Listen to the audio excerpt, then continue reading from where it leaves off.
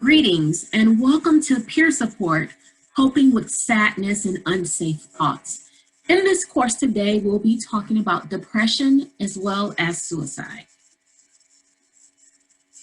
I am Kiesha Jackson. I'm your facilitator for today.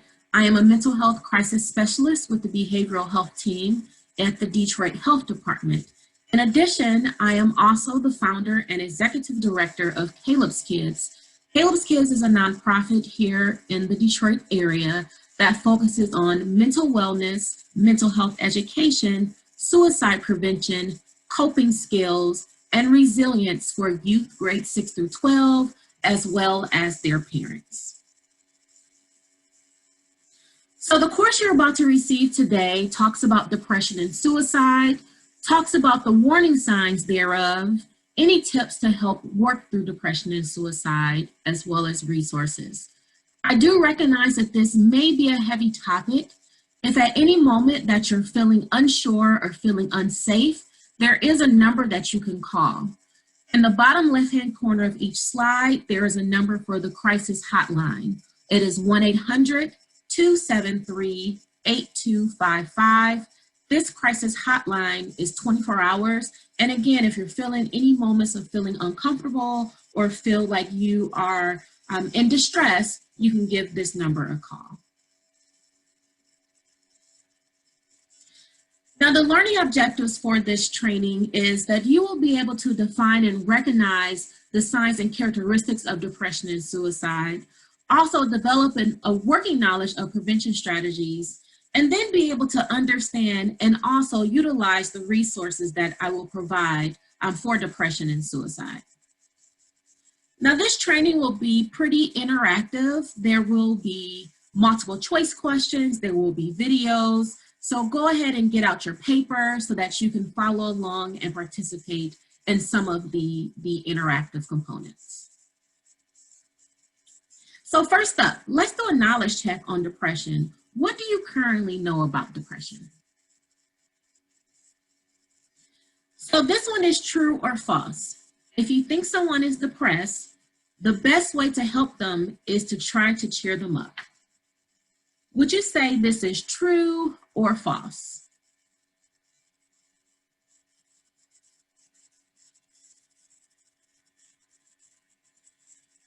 If you answered false, you are correct.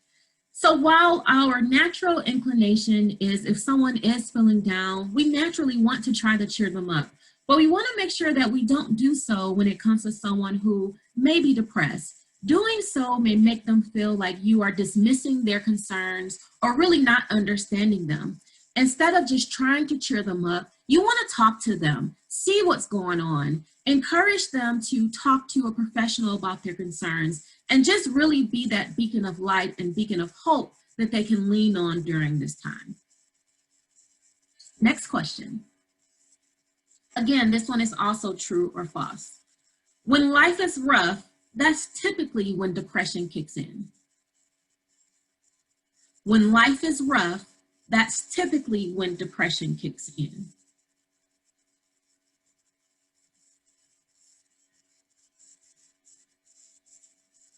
And if you answered false, you are also correct. While there are definitely things that happen in our lives that can trigger us to feel depressed or can trigger us to feel down, you know, things such as losing a loved one, going through a divorce, experiencing some type of job loss, those all can trigger some type of depression or trigger us to feel down. But it's important to know that even when things look fine on the outside, deep down inside, you can still be depressed. And we'll talk a little bit more about that later in the presentation. So what is depression? So I want to ensure that we have just a baseline definition of depression as we are going to use it throughout the rest of this presentation. So depression negatively impacts how you feel, how you think, and also how you act. While depression can look different for everyone, some of the common signs of depression are just persistent feelings of sadness, persistent feelings of not wanting to do things that you typically would find joy in. It can really decrease your ability to function, your ability to interact with others, your ability to do work.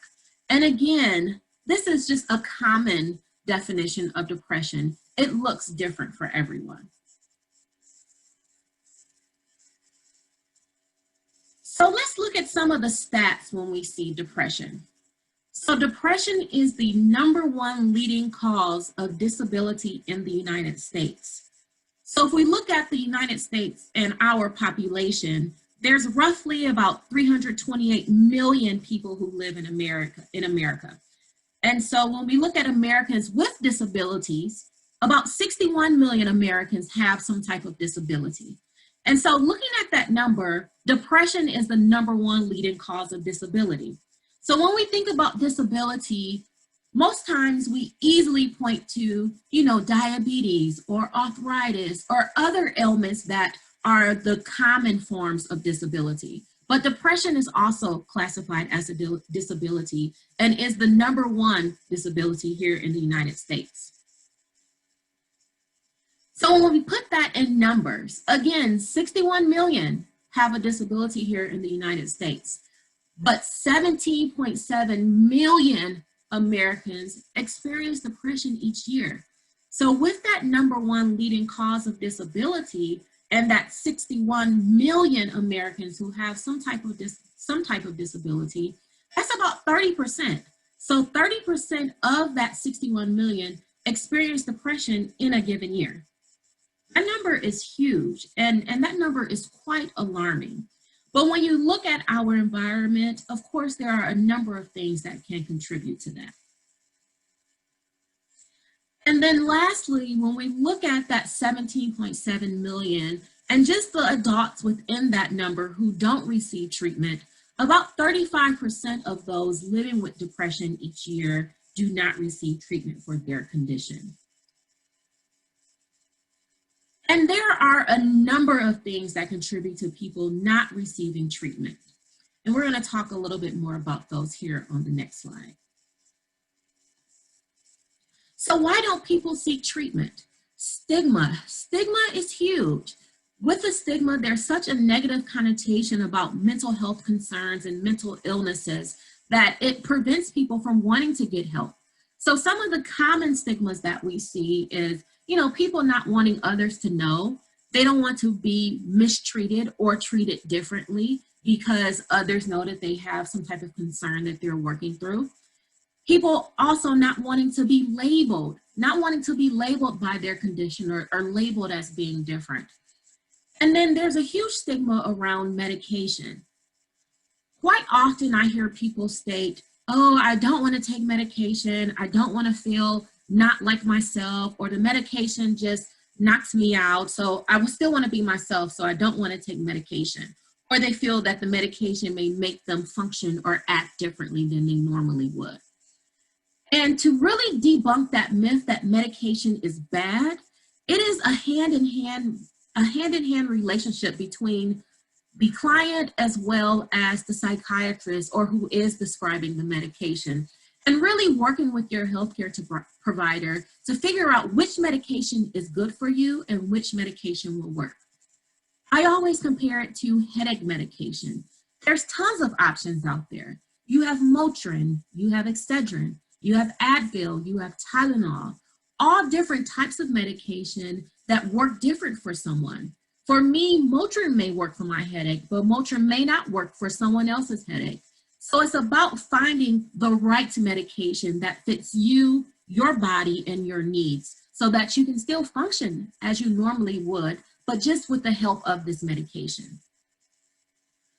Also, the fear of the unknown. Quite oftentimes I hear people state, oh, I don't want to go to therapy. I don't want to talk to someone. They're just going to sit me on the couch and get inside of my head. And again, the therapeutic process is completely different than that. It's a hand-in-hand relationship where your healthcare provider is talking to you to figure out what your concerns are, to figure out what are some of the things that may be contributing to your concern, and then working together to figure out a plan of action to help whatever that concern is. And then we have socioeconomic concerns. So transportation has been a big one historically, but instead of transportation in our current climate with COVID, we see a disparity in the technology. So people needing treatment but not having access to the internet to have telehealth appointments, or people needing help and not having access to a device to even receive the telehealth appointment. So not having a cell phone, not having a computer, not having a tablet to get to those appointments virtually. And then we have financial concerns. Specifically right now, the financial concerns that we're seeing a lot of job loss due to COVID and people's financial stability really being impacted. So not having the money to get help and to pay copays. And there are agencies and organizations that solve for that provide services either for free or on a sliding fee scale. And with the sliding fee scale, essentially what that means is your amount that you pay is determined by what you can afford. So that organization or that agency will work with you so that you're still able to get the services that you need and are able to pay what you can afford. And then also lack of insurance. Now, when people see lack of insurance, they automatically assume that this means people are not insured. But on the flip side to that, it doesn't necessarily mean that people are not insured. It can also mean that people are uninsured. And one example of this from my personal situation, a few years ago, I was working in the corporate environment. I had switched jobs, switched companies, and my new company, I signed up for the company benefits. In the company benefits, I just assumed that it covered both mental health care and physical health care because it's all health care. But as I was reading over the packet further, I never saw any type of language or verbiage around mental health. So I reached out to my HR department to ask about mental health offerings, and they stated that mental health was not a part of the insurance packet. So any type of mental health needs that I had, I would have to pay out of pocket. So in my case, it wasn't that my lack of insurance meant that I did not have insurance. My lack of insurance just was I was uninsured or underinsured, and my insurance that I had just wasn't enough to cover what I needed. So what are some of the warning signs of depression? And again, we talked about earlier how some of the things that can signal that you are depressed is, feeling sad or having a depressed mood or losing interest in activities that once brought you joy. But here are some other things that may signal that something may be going on that you may be depressed. So changes in appetite. Quite oftentimes when we hear of changes in appetite, we immediately think that, oh, I don't have an appetite. That means that I may be depressed or I have lost drastic weight because I'm stressed and not eating. But it also can be overeating or indulging in those things that you typically wouldn't indulge in that may not be the healthiest for you, but just wanting to eat and have that comfort in the things that you eat. Having trouble sleeping or sleeping too much, having restless nights, or just wanting to sleep just to make the pain go away, because when you're awake, you have to deal with all the emotions and all the pain that you have inside. And then just an increase in loss of energy or an increase in just being fatigued. So just not having the energy to get up out of the bed. You may be awake. Not having energy to walk to the kitchen to grab something out the refrigerator. Not having the energy to go and get the mail. Not even having the energy to get up and bathe. Those are all some common signs of depression. And then difficulty thinking, difficulty concentrating or making decisions. And I always compare this to the work environment. There may be something at your job that you are really good at and you can excel in and complete with little to no thinking. But this week, you're feeling depressed and you're feeling down. So that same task that you completed previously with ease, you're unable to complete now. Or it takes you a substantial amount of time to complete when it normally does not take that amount of time. And then lastly, thoughts of death or suicide. And we'll talk a little bit more about just the link between depression and thoughts of death or suicide. And typically when we see those thoughts of death or suicide is when we have long-term depression or depression that isn't being treated at all, or depression that isn't being treated consistently or properly. And again, we'll talk about that a little bit further in the presentation today. So what are some causes of depression? And again, there may be things that happen in our lives that can trigger depression. So we're going to talk about some of the things that can trigger depression, because I want to remind us that these triggers don't have to happen and depression can still occur. Again, things can be fine on the outside and you can feel depressed on the inside. So some of the common triggers is losing a loved one.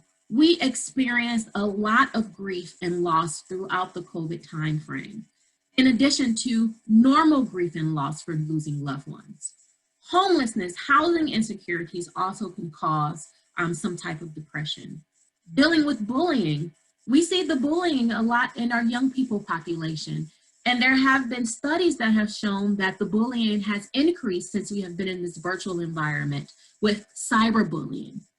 Having an argument with your family or argument with your friends that you feel it didn't go well, and either you said something that you regret or they said something to you that made you feel down or feel sad. Identity concerns, not really knowing where you fit in, not really knowing, as I like to say, who's my tribe. And then hormones and body changes. And again, we see this with our young people population as their bodies are changing and growing as they get older, and not really knowing what is causing me to feel this way. Does this mean I'm depressed? Or is this just natural progression of my hormones and body changes? And maybe that's why I'm moody, or maybe that's why I'm feeling bad. So hormonal and body changes can definitely also cause depression. Issues at work. We spend a great deal of time at work, and in some cases we spend more of our waking hours at work than we do at home, or that we do interacting with our loved ones. So problems at work can definitely impact our mental well-being. And then a traumatic event, either experiencing a traumatic event or being a witness to a traumatic event, can also cause you to feel down. And then lastly, and these are two big ones, social media and the news. So social media, there are a lot of positive things that happen on social media, but there are a lot of negative things that happen on social media. And like I always tell everyone that I work with, don't be afraid to disconnect. We all need that space to disconnect from social media, disconnect from the news, and really just to restore our balance. There's a lot of stimuli on both the news and social media that can cause us to feel depressed. And so if we are looking at those things over and over again, or reading those things over and over again, it can start to impact us negatively.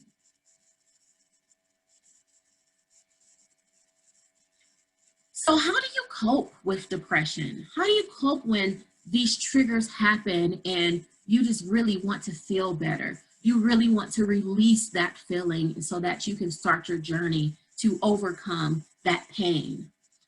One really good thing, if you're comfortable, is talking to friends and family. Having just a listening ear to just vent to can be extremely therapeutic.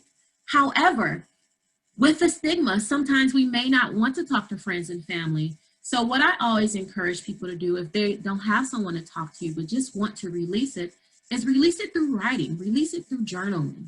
I always tell people that, you know, writing and journaling is just a conversation between you, your pen, and your paper. And that can also be extremely therapeutic to really release the thoughts behind what is causing you to feel down, and to just release it and help you overcome and feel better. Listening to music. Music is extremely powerful. Music can make you happy. Music can make you sad. Music can make you angry. So listening to music can be extremely moving and extremely therapeutic.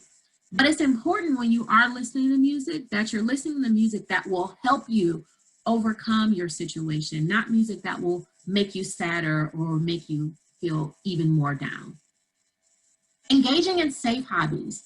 Now, the key word here are safe hobbies. You don't want to engage in anything that will cause you to feel worse about your situation or to cause you to harm yourself, unintended or intended harm to yourself.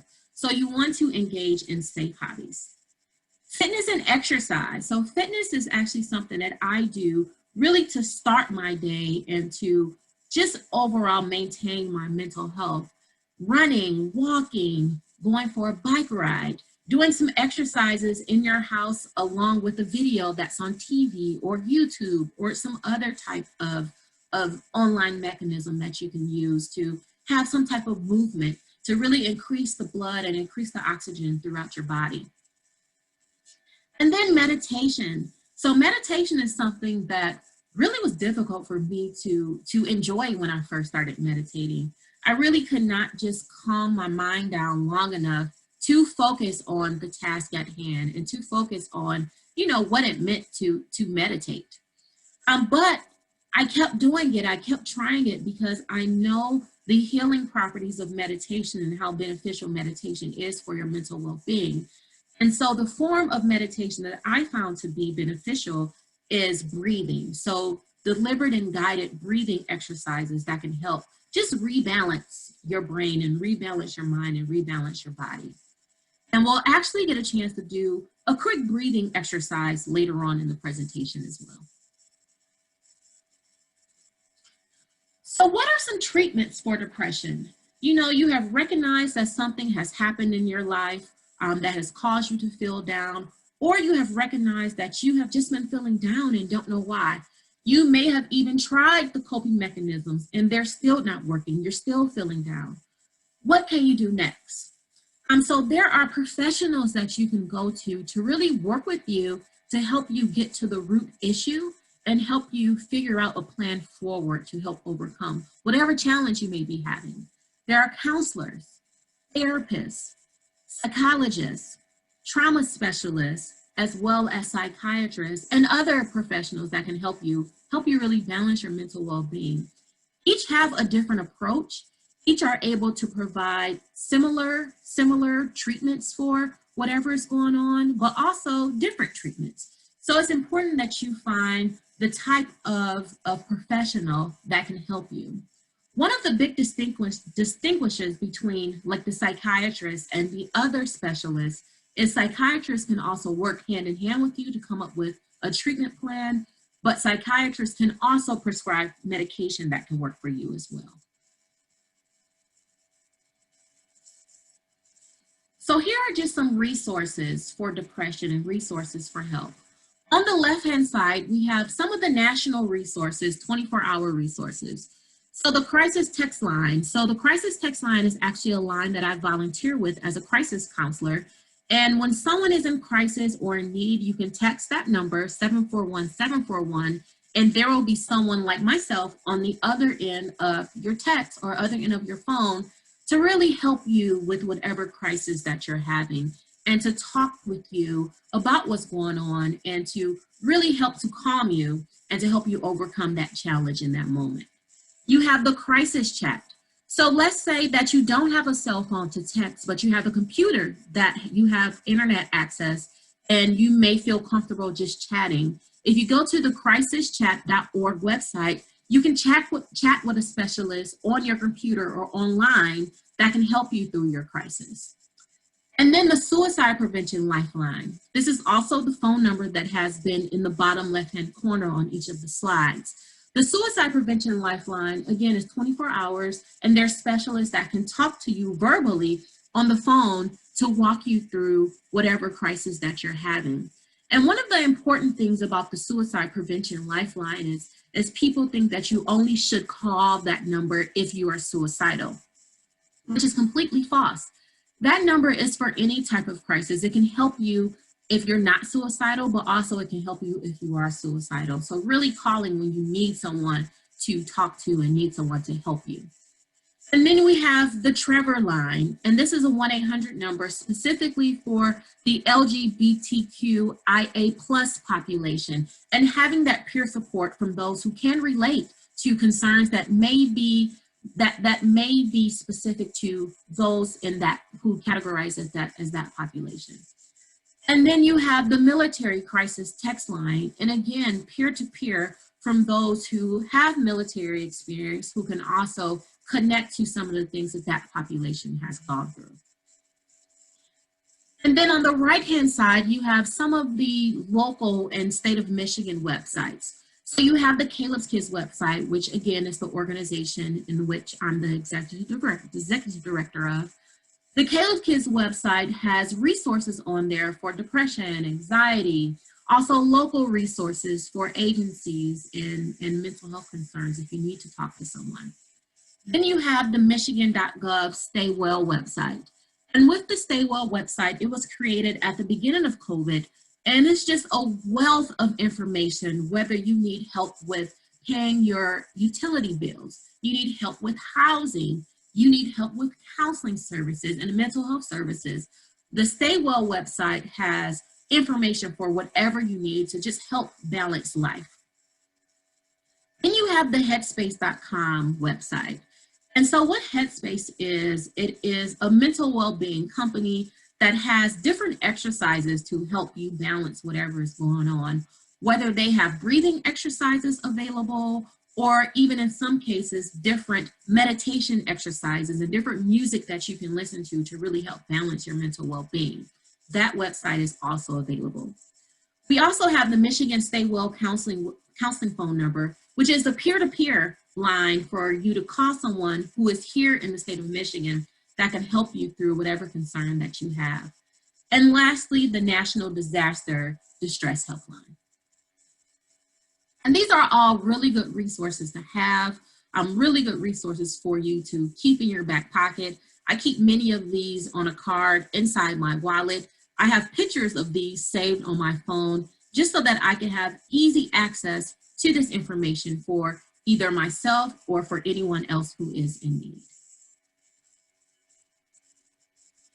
Now, earlier I talked about meditation and breathing and how I have found deliberate and guided breathing to really be therapeutic and to really help. So we have a quick breathing exercise that we're going to do. So once I press play, there is a four-sided figure, four-sided square on the screen. That square is going to collapse to just a parallel flat line, and then it's going to open into like an 8-sided figure. So it could be like an 8 count or a 7 count. And so the idea is as the box closes to the straight line, you are exhaling, and as the box opens to the 8-sided box, you are inhaling. All right, so exhale and inhale. So I want you guys to try it with me. Okay, so I'm going to press play here.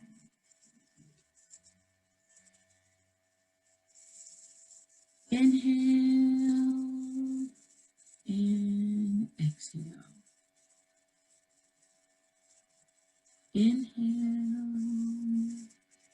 and exhale. Inhale and exhale. Inhale and exhale. See, that wasn't too bad. So hopefully after doing just that brief exercise, you feel just a little bit calmer, a little bit relaxed, and a little bit re-energized to help you on the remainder of your day. So earlier, I touched briefly on the link between depression and suicide. And so we're going to dive into that a little bit further. So let's look at some of the stats of the link with depression and suicide. So of those, and this particular study was published by the American Psychological Association. So of those who took part of this study with depression, 35% of those thought about their own death. Now that doesn't necessarily mean that they wanted to die.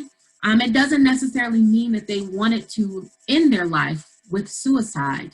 It just meant that 35% of those with depression thought about their own death. They may have had thoughts of, how they would die. They may have had thoughts of at what age would they die. But 35% of those with depression have thought about their own death.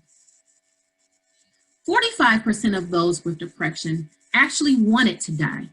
And again, with this 45%, it doesn't necessarily mean that they wanted to die specifically by suicide, but that they wanted to die. They just did not want to live anymore and wanted it to happen. And then 40% of those with depression actually thought about dying by suicide. So they thought about ending their lives, 40% of those. So what are some of the risk factors for depression and suicide, or risk factors for suicide?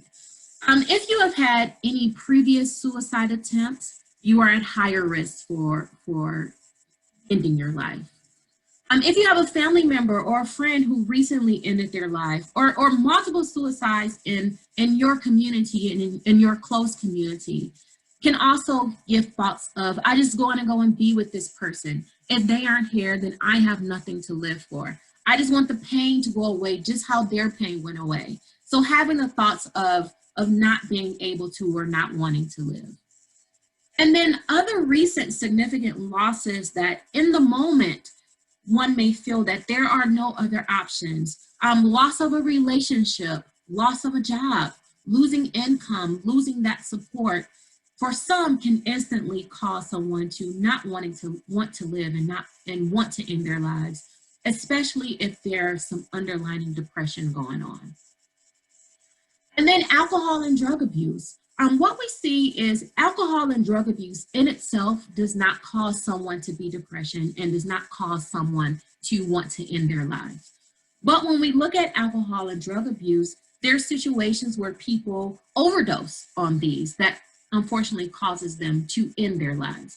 And it could be accidental or it could be on purpose. In these situations, when you are abusing drugs or abusing alcohol and you have no control over how it's making you feel, or really not having a compass on what my limit is. So you continue to abuse the drugs and abuse the alcohol to the point where it's too late.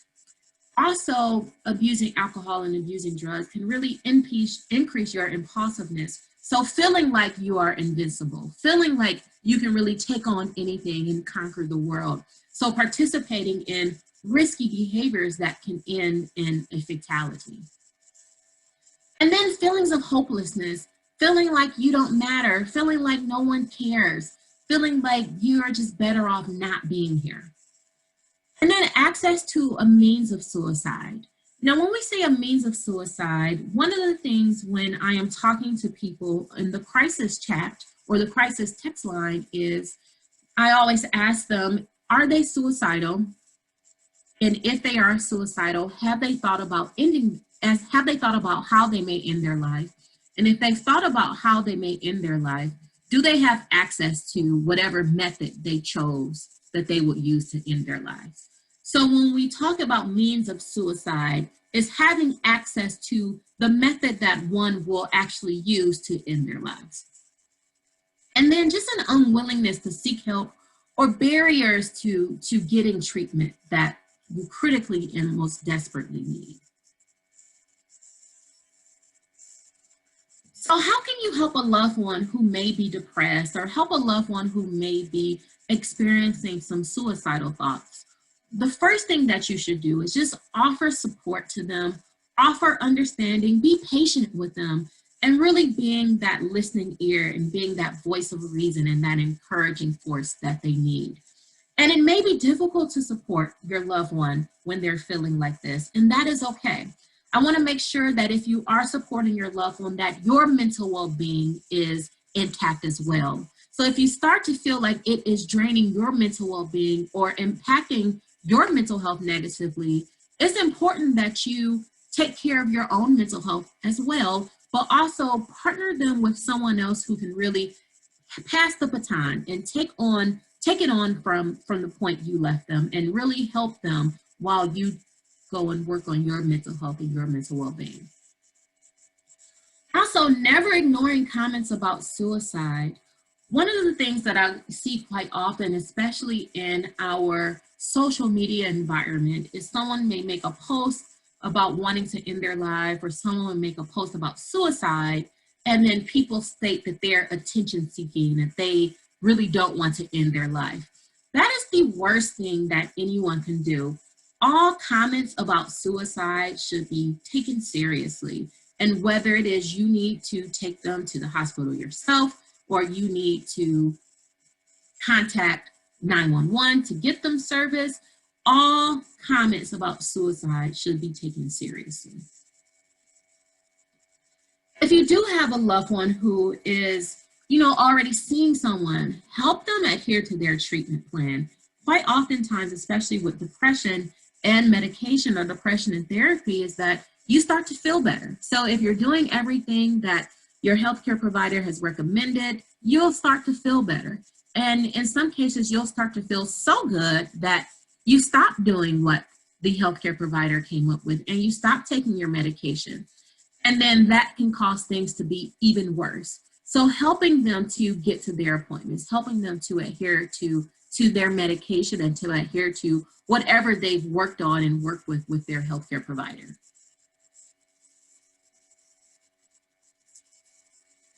And here are just some quick steps that you can do if you have a loved one or a friend or family member who have mentioned that they are having some unsafe thoughts about ending their life. So you want to ask them directly, are you thinking about killing yourself? And I understand that this question, especially directly like this, can be scary. It can be extremely scary, but it also can save a life. Because quite oftentimes, if you don't ask the question directly, you will not get the correct answer that you need in order to assess if they're safe or not. So you want to ask this question directly. One of the misconceptions to this question is, well, if you talk about suicide, or if you talk about killing yourself, then that's going to make someone want to go along with it and follow their ideas about ending their life. That is completely false. Talking about suicide and asking this question will save a life. Next, you want to keep them safe. You want to reduce access to lethal items or lethal places. So if you are at their house, you may want to hide items that they can use to end their life, or just stay with them for a little bit so that they can't go somewhere to do anything that will harm themselves or end their life. And you want to be there for them. Listen carefully to them. Acknowledge their feelings. Give them that support. Give them that feeling that they know that you are there and you are supporting them through such a painful time. Quite oftentimes, if you are depressed and at the point of suicide, you may not have the strength yourself to carry on. You may not have the strength yourself to think different. But when you have friends or loved ones in your corner that can help you get there and help you balance your emotions, that can literally be the difference between life or death. Help them connect. Again, the National Suicide Prevention Lifeline number, 800-273-8255. We also reviewed the crisis text line as well as the crisis chat and the other 1-800 numbers and chat lines that can also be of help to get them the help that they need. And then to follow up and stay connected to them. One of the worst things that you can do is that you've gotten them this far and then you just disappear and don't stay connected to them. They're still going to need continued support from you. So you want to make sure that you do not turn your back on them, but that you still help them along the way. And if they need that additional support, that you are there for them.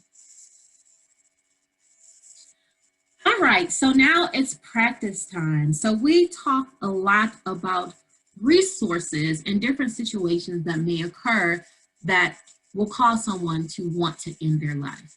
So we're going to watch a video, and after the video, we'll have just a quick question that we'll use to do a Q&A after the video.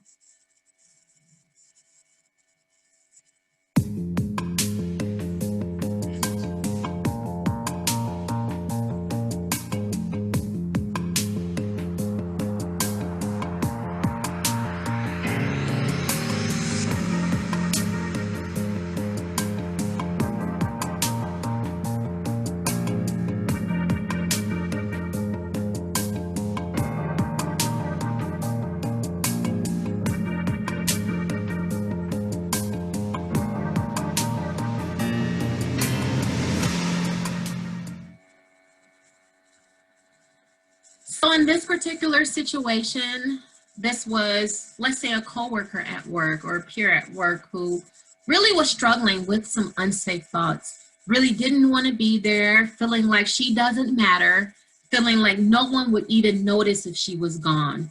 And those are all keywords that may signal that someone is considering ending their lives. They may not come out directly and state, "Oh, I want to end my life," or "I want to I don't want to be here. I want to end my life," or "I want to kill myself." They may not say that directly, but there may be other keywords and phrases such as, "I don't want to be here anymore." Or it may be, "I just want to go be up in the stars," or "No one will notice if I wasn't here," or "I just want to disappear forever." Those are also some keywords that people may state that are signals that they may be considering ending their life. So you want to ask them that question, "Are you thinking about killing yourself?" directly to gauge where their head is and what they are thinking about doing. So if this was your peer or your coworker or even your family member, of these resources, what resources can you use to help them? Would you say A, the crisis text line, B, the suicide prevention lifeline, C, the crisis chat, D, talking with a behavioral professional, or E, all of the above? Again, do you think the answer to this question of what resources you would give your peer would be A, B, C, D, or E? The correct answer is E, all of the above. So again, all of these resources are available really to meet that person wherever they are. Some people may enjoy texting, so you have the crisis text line. Some people may connect better on the phone, so you have the suicide prevention lifeline. Some people may connect better chatting, so you have the crisis chat. And then some people may connect in that face-to-face or telehealth environment, which you have the behavioral professional that someone can talk to. And again, I wanted to share the resources that we reviewed earlier, just so that you have them. So take a moment, take a screenshot of these, or take a picture of the screen with your mobile phone. These are excellent resources to have and resources that are so beneficial and so valuable. That concludes this portion of the presentation. And I again want to thank you so far for your participation. I do have a few more things to share with you about this presentation course as a whole. So the Trauma Training Series is part of the Building Communities of Recovery Initiative, also known as BCOR. This is in partnership with Detroit Recovery Project and the Detroit Health Department. The purpose of BCOR is to support and empower people and organizations who serve the recovery community and to help individuals on their path to complete wellness. The BCOR initiative provides continuing education and peer support services for allies in the health system as well as neighborhoods. Here are some additional behavioral health resources. We have Detroit Wayne Integrated Health Network's 24-hour hotline, the Stay Well initiative that we also discussed earlier, the Suicide Prevention Lifeline, the Michigan Warm Line, as well as the Disaster Distress 24-hour hotline as well. A local program I would like to highlight is the Detroit Recovery Project, also known as DRP. DRP strengthens, rebuilds, and empowers communities affected by drug and alcohol addiction and other underserved populations. DRP supports individuals in identifying and resolving barriers to achieving a healthy and productive drug-free lifestyle. Additionally, DRP provides peer-to-peer support services for individuals exiting treatment, individuals in long-term recovery, and support for their loved ones as well. So more information on DRP can be found at their website at recovery4detroit.com. I encourage everyone to visit our Eventbrite. There are many other trainings, trauma-informed trainings on mental health, peer support, injury prevention, COVID-19, harm reduction, and crisis response. Our Eventbrite page is 313hopedetroit.eventbrite.com, or if you're interested in scheduling one of these free trainings for your organization or your group, definitely reach out to us at the email address on the screen, which is 313hope@detroitmi.gov. And again, take a picture of this screen. Take a screenshot so that you can contact us later on if you need us.